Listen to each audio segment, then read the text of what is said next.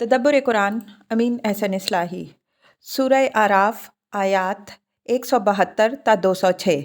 आऊज़ु बिल्लाहि मिनश्शैतानिर्रजीम बिस्मिल्लाहिर्रहमानिर्रहीम। वतलू अलैहिम नबा अल्लज़ी आतैनाहु आयातिना फन्सलख़ मिन्हा फ़अत्बअहु शैतानु फ़काना मिनल गावीन वलौ शिअना लरफ़अनाहु बिहा वलाकिन्नहु अख़लद इलल अर्द वत्तबअ हवाहु फ़मसलहु कमसलिल कल्ब इन तहमिल अलैहि यल्हस औ तत्रुकहु यल्हस ज़ालिका मसलुल कौमिल लज़ीना कज़्ज़बू बिआयातिना फ़क़ससुल क़ससा लअल्लहुम यतफ़क्करून साअ मसलन कौमुल लज़ीना कज़्ज़बू बिआयातिना व अनफ़ुसहुम कानू यज़लिमून मन यहदिल्लाहु फ़हुवल मुहतदी व मन युद्लिल फ़उलाइका हुमुल ख़ासिरून। वतलू अलैहिम इलल आया। हम से मुराद कुरैश हैं जिनको ऊपर वाली आयात में मुखातिब करके अहद फ़ितरत की याद दहानी की गई है। अल्लज़ी अगरचे असलन मारिफा के लिए आता है, लेकिन तमसीलात में यह लाजिम नहीं है कि इससे कोई मुअय्यन शख्स ही मुराद हो जो खारिज में भी मौजूद हो, बल्कि मुतकल्लिम जिसकी तमसील पेश करना चाहता है उसको निगाह में रख कर उसका एक ऐसा सरापा आरास्ता कर देता है जो उस पर पूरी तरह मुंतबिक हो जाता है। चूँकि पेश नज़र सिर्फ वाक़या की तस्वीर कशी होती है, इस वजह से तकाज़ाए बलागत ये होता है कि उसको नकरा के बजाय मारिफा के लफ्ज़ों में ज़िक्र किया जाए ताकि तमसील एक ख़ास शख्स की सूरत में मुतमस्सिल होकर उस तरह सामे के सामने आ जाए कि गोया उसने उसकी सरगुज़िश्त सिर्फ सुनी ही नहीं बल्कि ख़ुद उसको अपनी आँखों से भी देख लिया। यहाँ इस अल्लज़ी से मुराद यहूद मिन हैसुल कौम हैं, जिनकी तमसील एक ऐसे शख्स से दी गई है जिसको खुदा ने अपनी आयतों से नवाजा, लेकिन उसने उनकी कदर ना की बल्कि ये खलात उसने उतार फेंकी। नतीजा ये निकला कि इस सुन्नत इलाही के मुताबिक जो सूरह ज़ुख़रफ़ आयत 26 में बयान हुई है कि वमन याशु अन ज़िक्रिर्रहमान नुक़य्यिद लहू शैतानन फ़हुव लहू क़रीन, जो खुदाए रहमान की याद दहानी से मुँह फेरता है हम उस पर एक शैतान मुसल्लत कर देते हैं, बस वो उसका साथी बन जाता है। शैतान उसके पीछे लग गया और वो गुमराहों में से बन गया। ये बात कि ये किसी मुअय्यन शख्स का जिक्र नहीं बल्कि खुदा की आयात की तकज़ीब करने वाली एक कौम की तमसील है, ख़ुद कुरान के अल्फाज से वाज़े है। चुनाचे इसके बाद फरमाया ज़ालिका मसलुल कौमिल लज़ीना कज़्ज़बू बिआयातिना, ये उस कौम की तमसील है जिसने हमारी आयात की तकज़ीब की। इस वजह से हमारे नज़दीक अल्लज़ी से किसी बलआम बिन बाऊ को मुराद लेने की ज़रूरत नहीं। यहूद में कोई एक ही बलआम बिन बाऊर नहीं था जिसकी मिसाल दी जाए। ऊपर यहूद की तफसील के साथ जो सरगुज़िश्त बयान हुई है उससे ख़ुद वाज़े है कि ये पूरी कौम ही शुरू से बलआम बिन बाऊर बनी रही है। इन सलाख के माना कपड़े उतार कर नंगे हो जाने के हैं। इन सलाखा मिन सयाबे ही तजर्रुद, यानी अल्लाह ताला ने उनको अपनी किताब की तशरीफ़ व खलत से नवाजा, लेकिन उन्होंने ये उतार फेंकी और बिल्कुल नंगे अलिफ बनकर रह गए। वलौ शिअना लरफ़अनाहु बिहा वलाकिन्नहु अख़लद इलल अर्द वत्तबअ हवाहु। अख़लदा इला शै के माना है किसी शै की तरफ इस तरह झुक जाना और माइल हो जाना कि आदमी बस उसी का होकर रह जाए। ये उस सुन्नत इलाही का बयान है जो उसने हिदायत व ज़लालत के मामले में पसंद फरमाई है। वो ये है कि अल्लाह ताला जिनको अपनी आयात से नवाजता है, अगर वो उनकी कदर करते हैं तो वो उनके ज़रिए से उनको दीन और दुनिया दोनों की सरफराजी अता फरमाता है। उनकी अकल को उनसे रिफ़त और उनकी रूह को उनसे मेराज हासिल होती है। लेकिन जो लोग इन आयात के पाने के बाद भी अपनी ख्वाहिशों ही के पीछे और कुत्ते की तरह ज़मीन को सूंघते ही चले जाते हैं, तो अल्लाह ताला ऐसे लोगों को उनकी ख्वाहिशों ही के हवाले कर देता है और वो शैतान के हत्थे चढ़ जाते हैं। फ़मसलहु कमसलिल कल्ब इन तहमिल अलैहि यल्हस औ तत्रुकहु यल्हस। अब ये उनके बराबर پستی کی طرف جھکے رہنے اور خواہشات کے پیچھے چلنے کی تمثیل بیان ہوئی ہے، اور دیکھیے کیسی دل نشیں اور مطابق واقعہ تمثیل ہے۔ اوپر آیات 168 سے 159 میں ان کا حال یہ بیان ہوا تھا کہ خدا نے اپنے انعامات اور اپنی تنبیہات دونوں سے ان کو آزمایا، بلوناہم بالحسنات والسیئات، لیکن یہ اپنی خواہشوں کے ہاتھوں ایسے بے بس رہے کہ نہ انعامات سے ذرا متاثر ہوئے نہ تنبیہات سے، بلکہ ہر طمع نے ان کو ٹھوکر کھلائی اور ہر خواہش کے آگے انہوں نے گھٹنے ٹیک دیے۔ یأخذون مرضى هذا الأدنى ويقولون سيغفر لنا وإن يأتهم أرض مثله يأخذوه۔ ان کی اس حالت کی تمثیل کتے سے دی گئی ہے۔ کتے کو آپ نے دیکھا ہوگا کہ وہ کبھی بحث مستقیم گردن اٹھا کر نہیں چلتا، بلکہ ہمیشہ زمین کو سونگھتا ہوا اور ہر پاک و ناپاک چیز کا اپنی ناک سے جائزہ لیتا ہوا چلتا ہے کہ شاید کوئی چیز کھانے کی مل جائے۔ اس کی رہنما اس کی آنکھ نہیں بلکہ ناک ہوتی ہے جو اس کی خواہشوں کی سراغ رساں ہے۔ پھر اس کی یہ بھی خصلت ہے کہ وہ ہمیشہ اپنی زبان نکالے ہوئے رہتا ہے۔ چمکاریے، پیار کیجیے جب بھی اس کی یہی حالت رہے گی، دھتکاریے، جھٹکیے جب بھی اس کا یہی انداز رہے گا۔ یہ اس کی ہوس اور دنات ہے جو اس کی جبلت پر اس طرح غالب ہے کہ کسی حال میں بھی اس سے جدا نہیں ہوتی۔ بھوکا رہے گا جب بھی اس کو آپ اسی حالت میں پائیں گے، پیٹ بھر کے کھلا دیجیے جب بھی اسی حالت میں دیکھیں گے۔ صاحبوں کے کتے مخمل جھول، ریشمی پٹوں اور چاندنی کے گھنگروؤں سے آراستہ ہوتے ہیں، پیٹ بھر کر گوشت کھاتے ہیں اور دودھ پیتے ہیں، لیکن کار کے اندر صاحب کی بغل میں بیٹھے ہوئے بھی زبان نکالے ہوئے ہوں گے، اور پارک کے اندر سیر کرتے ہوئے بھی زمین میں تلاش کرتے، سونگھتے اپنی ناک کے پیچھے پیچھے چلیں گے۔ فرمایا کہ بالکل یہی حال یہود کا ہے۔ ان کو اپنے نفس پر ذرا قابو نہیں رہا ہے، ان کی قوت ارادہ بالکل معطل ہو چکی ہے۔ اب یہ اپنی خواہشوں کے غلام اور اپنی حرص کے بندے ہیں، اور حرص و دنات ان کی فطرت ثانیہ بن چکی ہے۔ ان کی شکلیں آدمیوں کی ہیں، لیکن ان کی فطرت کتوں کی جبلت کے سانچے میں ڈھل چکی ہے۔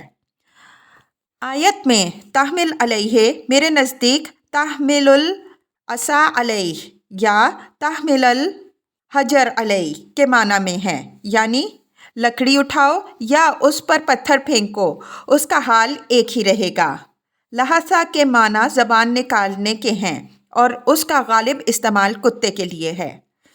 ذالک مثل القوم الذین کذبوا الی الآیہ، اس ٹکڑے سے جیسا کہ ہم اوپر اشارہ کر چکے ہیں یہ بات واضح ہوئی کہ یہ تمثیل کسی شخص کی تمثیل نہیں بلکہ اس قوم کی تمثیل ہے جس نے اللہ کی آیات کی تکذیب کی، اور اس سے مراد جیسا کہ ہم نے واضح کیا ہے یہود ہیں۔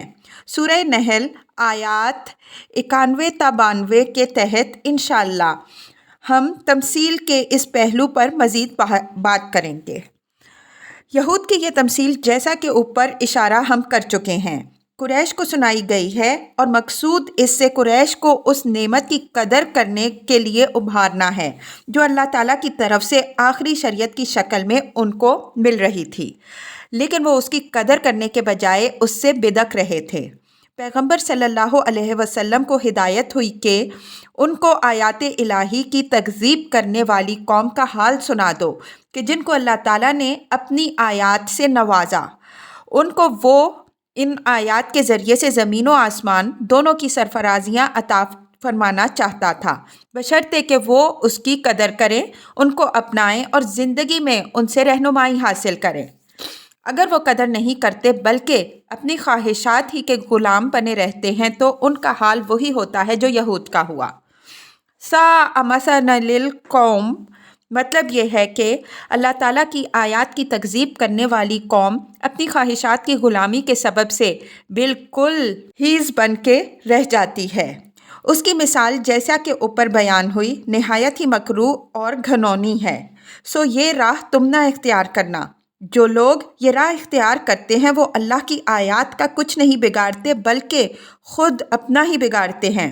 وہ ان آیات کی ناقدری کر کے خود اپنے ہاتھوں عزت کے تاج کے بجائے اپنے لیے ذلت کا طوق اختیار کرتے ہیں۔ من یہد اللہ، یہ نبی صلی اللہ علیہ وسلم کے لیے تسلی بھی ہے اور قریش کے لیے تہدید و وعید بھی۔ مطلب یہ ہے کہ ہدایت وہی پائیں گے جن کو خدا ہدایت کی توفیق بخشے، اور خدا کی توفیق انہی کو حاصل ہوتی ہے جو ہدایت کے طالب ہوں اور خدا کی عطا کردہ صلاحیتوں کو استعمال کریں۔ جو لوگ اپنی آنکھوں اور اپنے دل و دماغ پر خواہشات کی پٹی باندھ کر زندگی گزارتے ہیں، خدا انہیں گمراہی کے لیے چھوڑ دیتا ہے، اور اصلی نامراد اور بدقسمت لوگ وہی ہیں۔ وَلَقَدْ ذَرَأْنَا لِجَهَنَّمَ كَثِيرًا مِنَ الْجِنِّ وَالْإِنسِ لَهُمْ قُلُوبٌ لَا يَفْقَهُونَ بِهَا وَلَهُمْ أَعْيُنٌ لَا يُبْصِرُونَ بِهَا وَلَهُمْ آذَانٌ لَا يَسْمَعُونَ بِهَا أُولَٰئِكَ كَالْأَنْعَامِ بَلْ هُمْ أَضَلُّ أُولَٰئِكَ هُمُ الْغَافِلُونَ۔ اب یہ بتایا کہ کون لوگ ہیں جو ہدایت سے محروم رہتے ہیں اور بالآخر وہ جہنم کے ایندھن بنتے ہیں۔ فرمایا کہ یہ جنوں اور انسانوں میں سے وہ لوگ ہیں جن کو خدا نے دل تو دیے ہیں لیکن وہ ان سے سمجھنے کا کام نہیں لیتے، ان کو آنکھیں تو بخشی ہیں لیکن وہ ان سے دیکھنے کا کام نہیں لیتے، ان کو کان تو عنایت فرمائے ہیں لیکن وہ ان سے سننے کا کام نہیں لیتے۔ ظاہر ہے کہ یہ سمجھنا، دیکھنا اور سننا اپنے حقیقی مفہوم کے لحاظ سے ہے، یعنی انہوں نے اپنی ساری صلاحیتیں بس اپنی خواہشات کی تابعداری میں لگا رکھی ہیں۔ ان سے ہٹ کر کسی چیز کو سننے، سمجھنے اور اس کو اختیار کرنے کا ان کے اندر دم اور داعیہ نہیں پایا جاتا۔ فرمایا کہ یہ لوگ چوپایوں کے مانند بلکہ ان سے بھی زیادہ بے عقل ہیں۔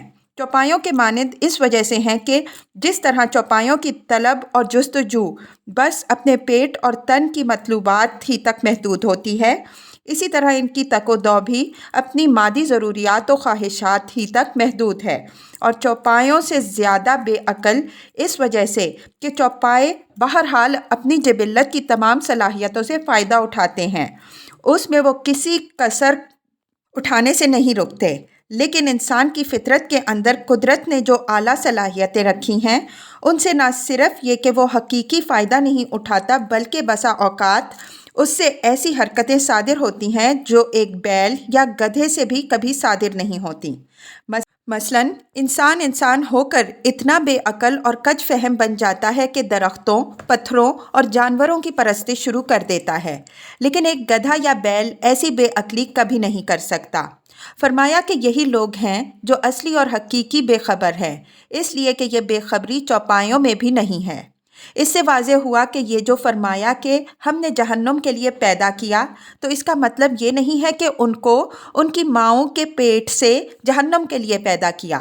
ماؤں کے پیٹ سے تو اللہ تعالیٰ نے دل و دماغ، سمع و بصر کی صلاحیتوں کے ساتھ پیدا کیا ہے، لیکن ضابطہ یہ بنا دیا ہے کہ جو ان صلاحیتوں سے صحیح فائدہ اٹھائیں گے اللہ ان کی رہنمائی جنت کی طرف فرمائے گا، اور جو ان سے فائدہ نہ اٹھائیں گے ان کو جہنم میں جھونک دے گا۔ یہ ملحوظ رہے کہ یہ دھمکی قریش کے لیے ہے۔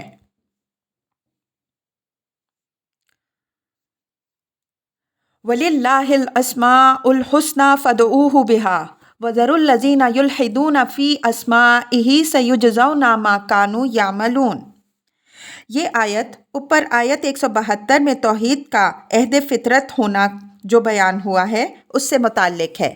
بیچ میں ان لوگوں کا ذکر آ گیا تھا جنہوں نے اللہ کی آیات کی قدر نہیں کی اور خدا کی طرف سے نہایت اعلیٰ صلاحیتیں پا کر اندھے بہرے بن گئے۔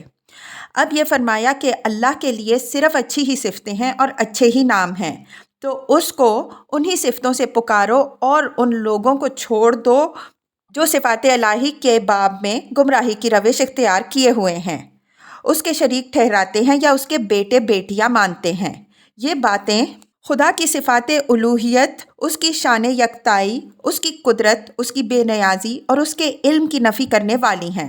خدا کو صرف انہی صفات سے متصف کرنا چاہیے جن کا اس کی الوہیت اور اس کی بے ہمگی اور بے ہمتنائی کے ساتھ جوڑ ہو سکے۔ کوئی ایسی صفت اس کی طرف منسوب نہیں کرنی چاہیے جو خالق کو مخلوقات کی صف میں لا کھڑا کرے۔ الہات کا لفظ یہاں صفات الہی کی بے حرمتی کے مفہوم میں استعمال ہوا ہے۔ عربی میں اگر کہیں فلان الحد فی الحرم تو اس کے معنی ہوں گے استحل حرمتہ وانتہاکہا۔ یلحدون فی اسمائہ کے معنی ہوں گے جو خدا کی صفات کی بے حرمتی و بے توقیری کرتے ہیں، یعنی اس کے ساتھ ایسی صفات کا جوڑ لگاتے ہیں جو اس کی ذات و صفات کی اہانت کرنے والی ہیں اور جن سے وہ پاک و برتر ہے۔ یہ جو فرمایا کہ ان کو چھوڑو، تو اس کا مطلب یہ ہے کہ یہ اگر نہیں مانتے تو ان کا معاملہ اللہ کے حوالے کر دو۔ سیجزون ما کانوا یعملون، یہ جو کچھ کر رہے ہیں اس کی سزا عنقریب خود بھگتیں گے۔ وَمِمَّنْ خَلَقْنَا أُمَّةٌ يَهْدُونَ بِالْحَقِّ وَبِهِ يَعْدِلُونَ، یعنی خدا کی مخلوق میں سب ایک ہی طرح کے نہیں ہیں۔ اگر ایک طرف وہ اندھے بہرے ہیں جن کا ذکر اوپر گزرا، تو کچھ ایسے بھی ہیں جو اپنی عقل سے کام لیتے ہیں، حق کو پہچانتے ہیں، اسی کے مطابق لوگوں کی رہنمائی اور معاملات کے فیصلے کرتے ہیں۔ اوپر آیت 159 میں جس طرح بنی اسرائیل کے اندر کے اچھے لوگوں کا ذکر کر کے ان کی حوصلہ افزائی کی ہے، اسی طرح یہاں لَقَدْ زَرَعْنَا لِجَهَنَّمَ إِلَى الْآيَةِ کہ مرگ انبوہ کے ذکر کے بعد ان زندہ روحوں کی طرف اشارہ کر دیا جن کی فطرت اس وبائے عام اور اس مرگ انبوہ سے بچی ہوئی اور ابھی زندہ ہے، اور جو بالآخر اسلام کے نور سے منور ہوئے۔ وَالَّذِينَ كَذَّبُوا بِآيَاتِنَا سَنَسْتَدْرِجُهُم مِّنْ حَيْثُ لَا يَعْلَمُونَ وَأُمْلِي لَهُمْ إِنَّ كَيْدِي مَتِينٌ۔ اوپر آیت 180 میں آیات الہی کی تکذیب کرنے والوں کو جو دھمکی دی گئی ہے، یہ اسی کی مزید وضاحت ہے کہ جو لوگ ہماری آیتوں کو جھٹلانے کے باوجود دندنا رہے ہیں، وہ یہ نہ سمجھیں کہ وہ خدا کی پکڑ سے باہر ہیں۔ ہم ان کو وہاں سے اپنے ہدف پر لا رہے ہیں جہاں سے ان کو کسی خطرے کا گمان بھی نہیں ہے۔ ہم نے ان کو جو ڈھیل دی ہے اس کو یہ اپنی جیت سمجھتے ہیں، حالانکہ یہی ڈھیل ان کو ہلاکت کا پھندا بن کر پھانس رہی ہے۔ ہم نے یہ ڈھیل اس لیے دی کہ وہ اپنا پیمانہ اچھی طرح بھر لیں کہ ان کے پاس کوئی عذر باقی نہ رہے۔ جب شکاری کو اپنی ڈور پر پورا اعتماد ہوتا ہے تو وہ مچھلی کو آخری حد تک ڈھیل دیتا ہے۔ مچھلی سمجھتی ہے کہ اب اس نے بازی مار لی، حالانکہ شکاری اس لیے اس کو ڈھیل پر ڈھیل دیتا ہے کہ وہ جانتا ہے کہ وہ کتنا ہی زور لگائے لیکن وہ اس کے قابو سے باہر نہیں جا سکتی۔ اس کی بھاگ دوڑ اس کے لیے نجات کی راہ نہیں کھولے گی، بلکہ اس کو تھکا کر اتنا چور کر دے گی کہ بالآخر وہ بے جان ہو کر خود بخود گھسٹتی ہوئی کنارے پر آ لگے گی۔ یہی حال خدا کی تدبیر کا ہے۔ اس کی تدبیر نہایت محکم اور اس کی گرفت نہایت شدید ہوتی ہے۔ کوئی اس کے احاطے سے باہر نہیں نکل سکتا، اس وجہ سے وہ لوگوں کو ان کی سرکشی کے باوجود ڈھیل پہ ڈھیل دیتا ہے۔ اس ڈھیل کو سرکش اپنی کامیابی سمجھتے ہیں، حالانکہ وہ جتنی ہی زور آزمائی کرتے ہیں اتنی ہی اپنی ہلاکت کے گھڑے میں گرتے چلے جاتے ہیں۔ جلد بازی وہ کرتا ہے جس کو اپنی تدبیر کے ناکام ہو جانے کا اندیشہ ہو، جس کا تیر بے خطا اور جس کا وار بے پناہ ہو، اس کو جلد بازی کی کیا ضرورت ہے۔ استدرجہ کے معنی ہیں دقاہ من درجۃ الی درجہ، خضعہ اس کو آہستہ آہستہ درجہ بدرجہ چڑھایا لایا، اس کو چکمہ دے دیا۔ یہ اللہ تعالیٰ کے فتنوں میں سے سب سے زیادہ خطرناک فتنہ ہے جس میں اس کے باغی مبتلا کیے جاتے ہیں۔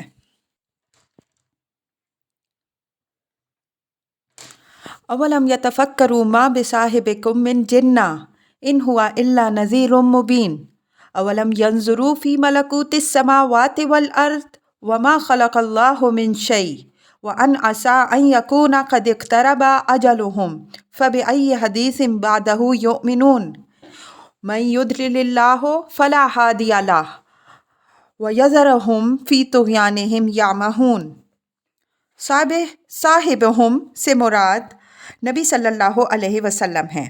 اس لفظ کے استعمال سے قریش کو اس امر واقعہ کی طرف توجہ دلانا ہے کہ یہ پیغمبر صلی اللہ علیہ وسلم ان کے لیے کوئی اجنبی شخص نہیں ہے، بلکہ ان کے دن رات کے ساتھی ہیں۔ ان کا بچپن، ان کی جوانی سب انہی کے درمیان اور انہی کے ساتھ گزری ہے۔ ہر دور اور ہر مرحلے میں انہوں نے ان کو دیکھا اور آزمایا ہے، اور ہر طرح کے حالات میں ان کو جانچا اور پرکھا ہے۔ پھر آخر یہ اس امر پر کیوں نہیں غور کرتے کہ جو شخص ہمیشہ اپنی سلامت روی، اپنی صداقت شعاری، اپنی بے غرضی، اپنی پاک بازی، اپنے فکر و رائے کی اصابت اور اپنی دانش و بینش کی پختگی کے اعتبار سے ساری قوم میں گلے سرسبد رہا، دفتن وہ اب خبتی اور دیوانہ کیسے بن گیا؟ آخر ان میں دیوانوں اور خبتیوں کی کون سی بات ان کو نظر آئی؟ یہ دیوانے اور خبتی نہیں ہیں، بلکہ جس طرح ایک نذیر عریاں خطرے کے دیدے باند سے اپنی قوم کو دشمن کے حملے سے ہوشیار کرتا ہے، اسی طرح یہ خدا کے نذیر مبین ہیں جو آنے والے وقت اور تم پر نازل ہونے والے عذاب سے تم کو ڈرا رہے ہیں۔ ان کے اندر تمہیں ہوشیار و بیدار کرنے کے لیے جو بے قراری و بے چینی ہے، اور انہوں نے تمہارے پیچھے اپنے رات دن جو ایک کر رکھے ہیں، تو اس کی وجہ یہ نہیں ہے کہ ان کے دماغ میں کوئی خلل ہے، بلکہ اس کی وجہ یہ ہے کہ وہ اس عظیم خطرے کو اپنی آنکھوں سے دیکھ رہے ہیں جو تمہارے سروں پر منڈلا رہا ہے، اور جو تمہیں بے بصیرتی کے سبب سے نظر نہیں آ رہا۔ یہ جنون نہیں، بلکہ حقیقت کا سچا احساس اور اپنی قوم کی محبت کا بے پایاں جذبہ ہے جو انہیں ہلکاں کیے ہوئے ہے۔ یہ تمہاری انتہائی بلادت، ناسپاسی اور سنگ دلی ہے کہ تم اس کو خبث اور جنون قرار دیتے ہو۔ یہ واضح رہے کہ قریش حضرت صلی اللہ علیہ وسلم کو جو مجنون کہتے تھے تو اس کی وجہ یہ نہیں تھی کہ وہ فی الواقع آپ کو کوئی مجنون سمجھتے تھے۔ آخر قریش کے ذہین لوگ اتنے کودن کیسے ہو سکتے تھے کہ وہ حضرت صلی اللہ علیہ وسلم جیسے پیکر متانت اور رزانت کو مجنون کہیں؟ پھر وہ کہتے تو ان کی بات کو لائق اعتنا کون مانتا؟ اصل یہ ہے کہ حضرت صلی اللہ علیہ وسلم کو رات دن جو اس بات کی لگن تھی کہ اپنی قوم کو اس آنے والے عذاب سے ڈرائیں جو سنت الہی کے بموجب رسول کی تکذیب کی صورت میں لازماً ان پر آ دھمکتا، یہ چیز قریش کے لیڈروں کو بہت عجیب معلوم ہوتی۔ ان کی سمجھ میں یہ بات کسی طرح نہیں آتی تھی کہ آخر ان پر عذاب کدھر سے آ جائے گا اور کیوں آ جائے گا۔ لیکن حضرت صلی اللہ علیہ وسلم جیسے صاحب کردار شخص کا اس طرح ٹوٹ ٹوٹ کر رات دن ان کو اس عذاب سے ڈرانا اور اس جزم و یقین کے ساتھ ڈرانا کہ گویا آنے والے طوفان کو اپنی آنکھوں سے دیکھ رہے ہوں، ایسی صورتحال نہیں تھی جس کو قریش کے لیڈر نظر انداز کر سکیں۔ ان کے لیے ضروری تھا کہ وہ اس کی کوئی توجیہ تلاش کریں۔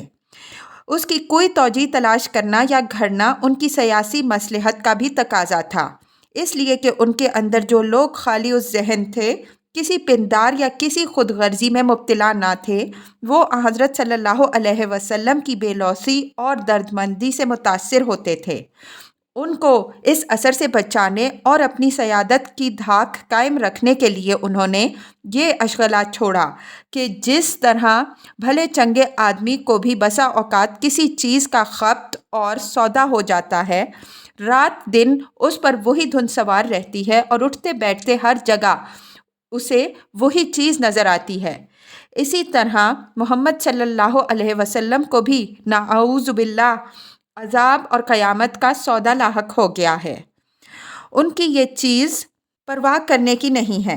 قرآن نے یہاں قریش کی اسی طفل تسلی کی تردید کی ہے کہ جس شخص کو تم مدت العمر کے تجربے سے جانتے ہو کہ توازن فکر و عمل اور اعتدال ذہن و مزاج کے اعتبار سے تمہاری پوری قوم میں کوئی اس کا ثانی نہ ہوا، آج تم اس کو خبتی اور دیوانہ قرار دیتے ہو، جب وہ سن و سال اور رشد و کمال دونوں کی بختگی کا ایک پیکر قدسی ہے۔ نادانو، یہ دیوانہ نہیں بلکہ ایک کھلا ہوا ہوشیار کرنے والا اور ڈرانے والا ہے جو آنے والے طوفان کو اپنی آنکھوں سے دیکھ رہا ہے۔ تو ڈرو اس وقت سے جو ہے آنے والا۔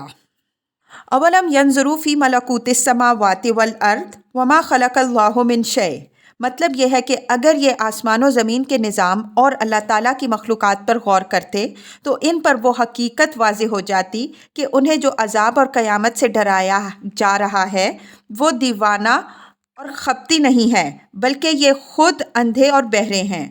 محمد صلی اللہ علیہ وسلم تو جو کچھ کہہ رہے ہیں اس کی صدا اس کائنات کے گوشے گوشے سے اٹھ رہی ہے۔ جو شخص بھی اس کائنات کے نظام پر غور کرے گا وہ پکار اٹھے گا کہ یہ کائنات عبث اور بے غایت اور بے مقصد نہیں ہے، بلکہ یہ لازماً ایک روز جزا و سزا پر منتہا ہونے والی ہے، جس میں فلاح صرف وہی لوگ پائیں گے جو راستی اور پاک بازی کی زندگی بسر کریں گے۔ جو لوگ اس راہ سے ہٹ کر چلیں گے وہ جہنم کے ایندھن بنیں گے۔ یہ اس مجموعی نظام کائنات کی ایک ایسی شہادت ہے جس کو صرف وہی لوگ جھٹلا سکتے ہیں جو عقل و شعور کے کان اور آنکھیں بند کیے بیٹھے ہوں۔ پھر اس مجموعی کائنات کا ایک ایک جز بھی اس حقیقت نفس الامری کی شہادت پکار پکار کر دے رہا ہے۔ خدا نے جو چیز بھی بنائی ہے وہ اس کی قدرت، حکمت، رحمت اور ربوبیت کا مظہر ہے، اور اس نے اس کے لیے ایک مدت بھی ٹھہرائی ہے۔ پھر کس طرح ممکن ہے کہ جس حکیم و قدیر ذات کا کوئی کام بھی حکمت سے خالی نہیں ہے وہ اس دنیا کو یوں ہی چھوڑے رکھے، اس کے خیر و شر میں کوئی امتیاز نہ کرے، اور جس نے ہر چیز کے لیے ایک اجل معین کی وہ اس مجموعی دنیا اور اس کی قوموں کے لیے کوئی اجل معین نہ کرے۔ یہاں یہ امر ملحوظ رہے کہ آسمان و زمین کے نظام میں غور جس نتیجے تک آدمی کو پہنچاتا ہے اس کے ایک حصے کو جو واضح ہے یہاں حذف کر دیا ہے۔ اگر اس حذف کو کھول دیا جائے تو پوری بات یوں ہوگی کہ کیا انہوں نے آسمان و زمین کے نظام اور اللہ کی پیدا کی ہوئی چیزوں میں غور نہیں کیا کہ ان پر یہ حقیقت واضح ہو جاتی کہ اللہ نے یہ کارخانہ عبث نہیں پیدا کیا۔ بعض جگہ اس محذوف کو واضح کر دیا گیا ہے، مثلاً وَيَتَفَكَّرُونَ فِي خَلْقِ السَّمَاوَاتِ وَالْأَرْضِ رَبَّنَا مَا خَلَقْتَ هَٰذَا بَاطِلًا سُبْحَانَكَ فَقِنَا عَذَابَ النَّارِ، آل عمران 191۔ اور وہ آسمانوں اور زمین کی خلقت پر غور کرتے ہیں اور پکار اٹھتے ہیں کہ اے رب، تو نے یہ کارخانہ عبث نہیں بنایا، تو پاک ہے کہ کوئی عبث کام کرے، تو ہمیں دوزخ کے عذاب سے بچائیو۔ وَأَنْ عَسَىٰ أَنْ يَكُونَ قَدِ اقْتَرَبَ أَجَلُهُمْ، یہ اسی محذوف پر عطف ہے جس کی طرف ہم نے اوپر اشارہ کیا، یعنی اگر یہ آسمان و زمین کے نظام اور مخلوقات الہی کی حکمتوں پر غور کرتے تو ان پر اس کائنات کا بامقصد اور ایک اجل معین کے لیے ہونا بھی واضح ہو جاتا، اور ان پر یہ بات بھی کھل جاتی کہ کیا عجب کہ اب ان کی وہ اجل بھی قریب آ لگی ہو جس سے پیغمبر صلی اللہ علیہ وسلم ان کو ہوشیار کر رہے ہیں، اس لیے کہ جب اس دنیا کو خدا نے کھیل تماشے کے لیے نہیں بنایا ہے تو آخر وہ ان کو شترے بے مہار کی طرح کیوں چھوڑے رکھے گا، جس طرح دوسری قوموں نے جن کی تاریخ اوپر بیان ہوئی۔ اللہ نے پکڑا، اب انہیں بھی پکڑے تو کیا بعید ہے۔ یہ گویا پیغمبر صلی اللہ علیہ وسلم کی تائید میں آفاقی شہادت کی طرف اشارہ ہے کہ پیغمبر جو کچھ کہہ رہے ہیں اس کو خبط پر محمول نہ کرو، بلکہ اس اپنی بلادت اور سرگزشتگی پر ماتم کرو۔ فَبِأَيِّ حَدِيثٍ بَعْدَهُ يُؤْمِنُونَ، بعدہ کی ضمیر کے مرجع کے بارے میں دو قول ہو سکتے ہیں، ایک اجل جس کا ذکر اوپر گزرا اور دوسرے قرآن جس کی آیات کی تکذیب کا یہ سارا نتیجہ ظاہر ہو رہا ہے۔ استاذ محترم رحمہ اللہ کا رجحان دوسرے قول کی طرف معلوم ہوتا ہے، لیکن میرا رجحان غالب پہلے قول کی طرف ہے کہ جب وہ اجل آ دھمکے گی تو پھر کس بات پر ایمان لائیں گے۔ ایمان لانے کا وقت تو اب ہے، لیکن یہ منتظر ہیں کہ پیغمبر جس انجام کی دھمکی سنا رہے ہیں اس کو دیکھ لیں گے تب ایمان لائیں گے۔ لیکن ان بدبختوں سے کوئی پوچھے کہ پھر ایمان لانے کے لیے کون سی بات باقی رہ جائے گی جس پر وہ ایمان لائیں گے، پھر تو سارا قصہ ہی ختم ہو جائے گا۔ جھگڑا جس چیز کے ماننے نہ ماننے کا ہے وہ تو اسی وقت تک ہے جب تک اس کا ظہور نہیں ہوتا۔ جب وہ ظاہر ہو گئی تو ماننا تو کیا، انکار کیا تو کیا، پھر تو نتیجہ بھگتنا ہے، نہ کہ کوئی چیز ماننے کے لیے باقی رہ جائے گی جس پر ان سے ایمان لانے کے لیے کہا جائے گا۔ من یضلل اللہ الی الآیہ، اوپر والا ٹکڑا جیسا کہ واضح ہے حسرت کے انداز میں ہے۔ اسی مضمون کی یہ تاکید مزید ہے کہ جن لوگوں کی سمجھ میں اتنی واضح بات نہیں آ رہی ہے در حقیقت وہ سنت الہی کی زد میں آئے ہوئے ہیں، اور جو لوگ سنت الہی کی زد میں آ چکے ہوں ان کو کوئی ہدایت نہیں دے سکتا۔ ایسے لوگ اپنی سرکشی میں بھٹکتے ہی رہتے ہیں۔